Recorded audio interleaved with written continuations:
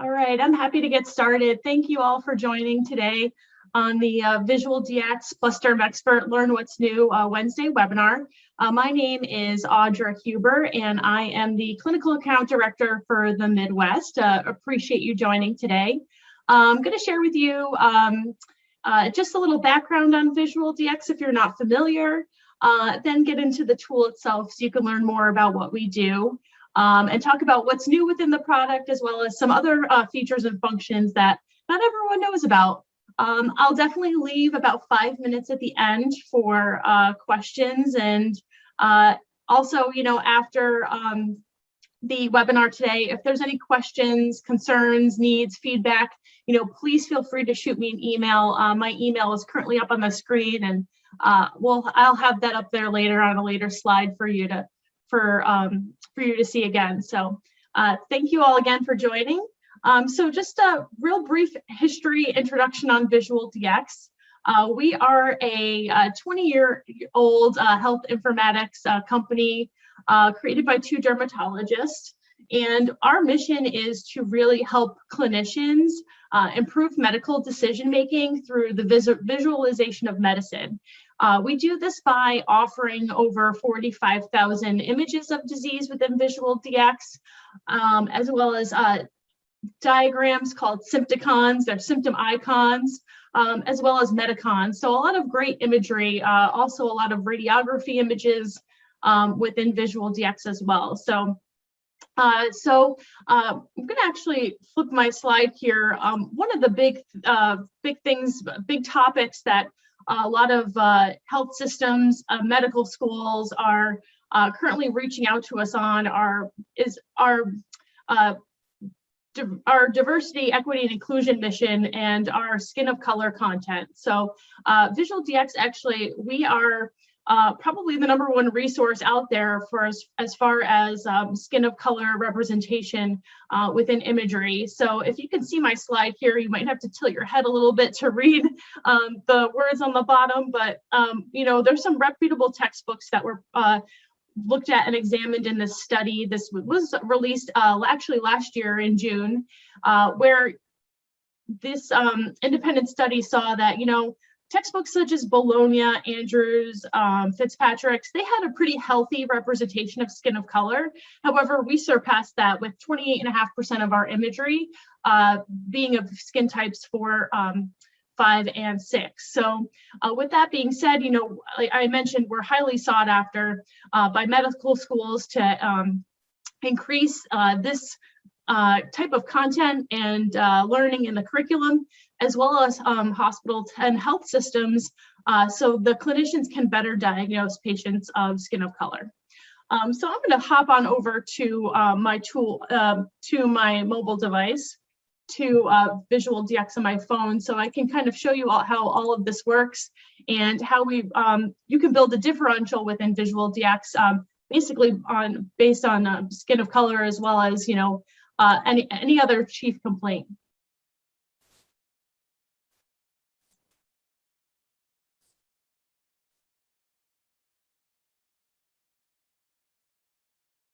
So I will let my colleagues on the webinar today let me know when they can see my phone. If they could just give me a yes or a nod or something along those lines, that'd be great.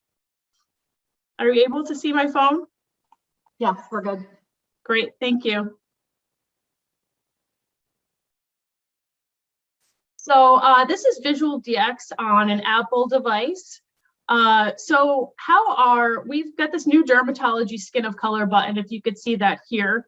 I can click on this icon and then build a differential based off, the top chief complaints when it comes to skin of color. So here we could say, my patient might have a rash, and then I'm gonna go ahead and I could change that patient demographic here at the top. So we'll say, maybe she's a 50 to 59-year-old female. And, then we're going to choose the lesion type. So what's really nice within VisualDx is we have these great illustrations that are a combination of, graphics and pictures to really help determine the lesion type. So we could say that maybe my patient has vesicles. So I can click on vesicles, also have a nice description of each lesion type here as well, and go from there. So, you know, your 50 to 59-year-old female, she's got vesicles. And where are those vesicles? We're going to say they're on the face and they're on the forehead. And then we can also add a distribution if that's important. We're going to skip that for now. Other signs and symptoms that may go along with our patient case here. So we're going to say these are painful lesions, and she also has a fever. How does she appear? Maybe she appears ill. When did these develop? Rapidly, acutely, chronic, recurring episodes? In this patient case, these were developed days to weeks, so acutely. And then, if necessary, if it's important in this patient history, you can add other, you know, exposures, other medical history, and I'll show you travel history later, and then view the results from there. So, you know, building that thorough differential so we can compare and contrast that to the patient. You'll see here that, you know, we've got herpes zoster, herpes simplex, coming down, you know, cellulitis, sepsis. So things that can be, you know, life-threatening, as well as things that can be easily treated in an outpatient setting. So in this case, our patient did have herpes zoster. Within VisualDx, you'll see that we've got great imagery that you can compare and contrast with the patient. Also share these images with the patient, because there's nothing better than, as you know, you're going in to see your doctor, you know, being able to see an image that looks like you to, you know, put confidence in that diagnosis. And our system's intuitive in that all those images of the forehead come up to the top. Then you also have a real quick write-up on herpes zoster. So quick synopsis of each disease, your top-level ICD-10 codes, what to look for, your diagnostic pearls, your textbook differential, access to tests, management, and therapy. So you've got really easy access to all the information that you may need as a clinician right at your fingertips here. All of this content is written by our editorial board. We've got over 100 doctors on our editorial board at VisualDx who write this. So it's all, you know, vetted, evidence-based information. We also have patient handouts for about 400 of our diseases. They can be printed or emailed. They're in both English and Spanish. And if you tap this little box here, you can include an image that looks like your patient to go with that patient handout. And like I said, you could send that on their way, either via email or, you know, printing it out for that patient. So I'm going to go back to the start of VisualDx here and show you our DermExpert feature. So we're an innovator in machine learning and AI of skin conditions. So instead of going through the workup like I just did, if you have DermExpert enabled within your VisualDx subscription, you can click on your camera button, and you can see I'm taking a picture of my keyboard here, and you can take a picture of your patient, and then work your way to the differential diagnosis from there. So we're using machine learning and AI to tell the clinician the lesion type. So here's a patient who came into the University of Maryland. The story is she had a lesion smaller than this that she was hanging off a piece of skin, tore it off herself, and it grew back to be about 4 times the size, you know, very quickly, I would say within a couple weeks. And she was obviously very concerned, like, what is this big growth growing on my finger? So the chair of emergency medicine and the residents there were not sure what to call this lesion, and they did not know, you know, what her diagnosis was upon, you know, initial looking at the patient initially. So the University of Maryland medical system, they have DermExpert there. They said, let's use this to see if we can find out what she has. So I'm just going to hit that use this photo button, and we're going to analyze that photo and tell you the top 3 lesion types. So you'll see at the top, you've got that little kind of bloody nodule papule there, and that little bloody spot. So the chair of emergency medicine and the residents, they saw that and said, okay, that looks really similar. Let's click friable papule, never heard of it before, and continue building our differential, see what we get. So she was a 66-year-old female. And then we're just gonna ask a few very simple questions to get to that differential diagnosis. So we've got a single growth or lesion, and we could say it's on the finger. Hit next, and then just a few other questions. Does the affected area itch? It does not. Onset of findings. So also this one developed acutely. And our patient appearance, she appeared well. She was fine, just a scary bump on her finger. And then you'll see here, we've got, anything from lobular capillary hemangioma coming down to something, like melanoma or something that, or molluscum, herpetic whitlow, other things like that. So when they saw, I'm actually going to toggle over. So if you can see at the top here, I could toggle between just images of skin of color and also all skin types. So they were actually toggled into the all skin types. And when they opened up these first image, looked pretty similar. They scrolled through the rest of the images that we have of lobular capillary hemangiomas on the fingers and got to this image, zoomed in. You could pinch zoom, which is nice. And, that really looked similar to what she had. Just, she was of darker skin and her lesion was much bigger. So they went back to reading the synopsis and, read that they're rapidly growing vascular proliferations, and they were spot on with their diagnosis. The patient was very happy that she was told absolutely okay to share her story with us, and was very happy that they were able to diagnose her right then and there, rather than having to wait for a dermatology consult or waiting however long it may have been to go see a dermatologist. So really happy with the patient experience. Was great.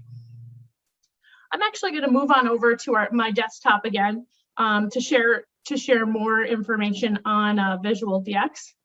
So just give me 1 second here while I share my desktop screen. And so I know a lot of institutions are still very much doing virtual care and telemedicine. I just want to share a little bit about how VisualDx can be used in that environment and how we can make that more efficient. So if you see here, we've got that mother taking a picture of her son at the top. She's sending that picture over to her doctor. The doctor is reviewing that picture and can review that picture, comparing, contrasting that image from the child to what's in VisualDx. So, even though you may not be face-to-face with that patient in that setting, you could still build a differential outside of seeing that patient and compare and contrast, the patient photo or the patient scenario with what's in VisualDx. And then, still be able to email the summary and treatment options, the patient handout over to the patient themselves. As far as telemedicine too, which it's really nice to have VisualDx to be able to share images, virtually with the patient, and also even walk through that patient handout with them virtually, so they understand what their treatment's going to be like and what they need to do next. So I'm going to flip on over to VisualDx here. Lauren, if you could just let me know if you could see the homepage of VisualDx on the web, that'd be great. Yes, I can. Great, thank you. Yeah, so there are, a lot of other great features within VisualDx. I did mention earlier that we encompass all of general medicine. So would love to start there and kind of give you an idea of how we do that. So either I can, click on any of these specialty areas to build a differential, or I can type in simply any chief complaint here. So I can say, my patient has abdominal pain, and then use this guided workup to build a differential based on abdominal pain. So, maybe they have right lower quadrant pain with vomiting and diarrhea, and, maybe this RLQ pain developed acutely, and they appear ill. And I can go ahead and we'll make this a 20 to 29-year-old male and view the differential from there. So you'll see here that we are presenting, general medicine in a visual fashion, where we have these, what I mentioned earlier, our sympticons. They're the illustrations where we show the key features of each disease, where they lie within the body. So for this patient, something like norovirus, gastroenteritis, could be something that's an emergent as acute appendicitis. So both on the web and mobile device, we have this tab view, which you could see at the top. So anything in our consider first is your more common and important diagnoses. You have a consider second tab, so your more uncommon, your more rare diagnoses. A tab just for emergencies. So if you're an emergency medicine clinician, NPPA, or in that type of setting, you can kind of rule out all of those emergent diseases. Anything infectious, drug-induced, and a way to view everything. So coming back to consider first, I'm going to open up acute appendicitis. Same write-up as I showed on the mobile app. And then what's really nice too is that we have a lot of great radiography images within VisualDx that have a description of the image and is really able to compare and contrast and also show the patient where their issue is. These are also great for education too, for students to learn what really what they would be seeing and where they should spot acute appendicitis in a CT or an ultrasound. Also within VisualDx too, you don't necessarily have to build a differential based on a chief complaint. You could say, what, I already know what my patient has. I'm going to say, maybe you want to look up COVID-19 and see our imagery of COVID-19, and maybe you're looking at there's a possibility that the patient that has COVID, they may have COVID toes or something along those lines. If you come down here, you'll see we were able to source numerous radiography images of COVID, but then also have the dermatologic representations of COVID as far as COVID toes, and coming down here, some other purpura and other plaques of COVID as well. So just to give you an idea of the ability to just simply search by a disease and pull up the necessarily information you need. Two other things you can do within VisualDx that are very cool are you can build a differential based on a medication. So I can go ahead and say, my patient was on naproxen and they come into my office. Maybe this older gentleman has, a blanching patch. What are all the diseases that can be caused by naproxen that present with a blanching patch?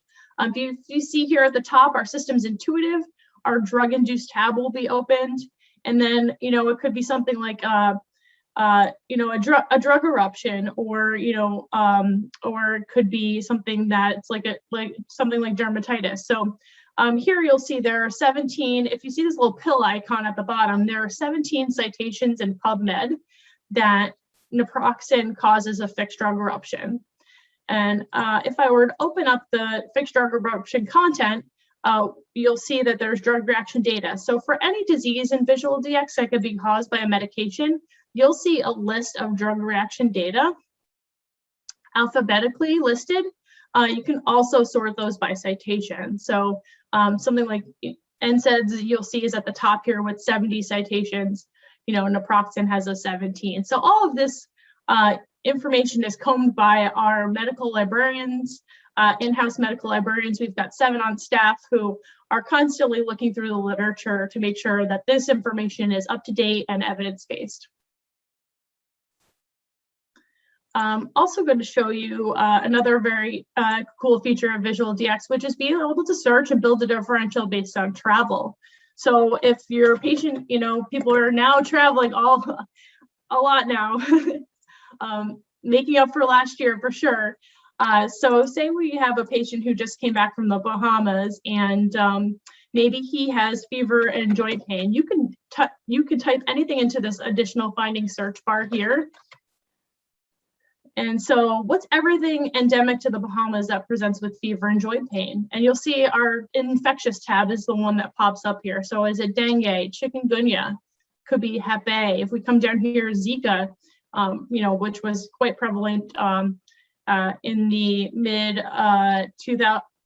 2010s. We were hearing a lot about that in the Caribbean and even in Florida. So really nice to be able to compare and contrast these and to share these with your patient as well. I also hear a lot from students, if you're in that medical education area, that these help them think of other questions to ask in the patient scenario. And last but not least, we are working really hard on developing a substantial, robust orthopedic module. So I can type in knee pain into VisualDx. Now we have all these different segments of knee pain, all the different types of knee pain, and build a differential off of there. So maybe our patient has hip pain and let's see, they appear well, and we'll view the differential from there. So we also, these, Medicons, things along those lines are also great to share with patients as well for patient education, for them to see exactly where their issue might be within the leg, within the knee there. So this is certainly an area where we are developing some really fantastic content. And I know for outpatient settings, urgent care, this is going to be certainly very helpful to clinicians in that area. A couple other things on the homepage I'd love to show you here too are we have this public health and education section where we've got information on MRSA, smallpox, suspected child abuse, something like pressure ulcer staging.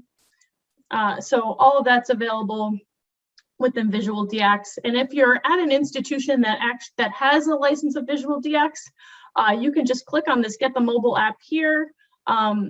A different box will come up here, but it's a way for you to get your own personal account as far as institutional. If you're at an institution that has VisualDx, you can have your own personal account, and with that own personal account, you can earn CME. So with VisualDx, you can earn a half-point AMA PRA Category 1 credit with each search. So I'm going to flip back over to my slides here. If there's any interest in if you're not a current VisualDx user and there's any interest in making a purchase of VisualDx, we are happy to offer a promo code here to get an individual subscription. You could just go to our website to use that. And if there's any interest in, group discounts, please feel free to either email myself or easily sales@visualdx.com, and we could certainly guide you in the right direction as far as what we can offer for a group discount. So I am happy to take any questions. Feel free to either just put those in the chat, or if you prefer to email me afterwards, that I'm happy to do that too. So happy to take questions at this time.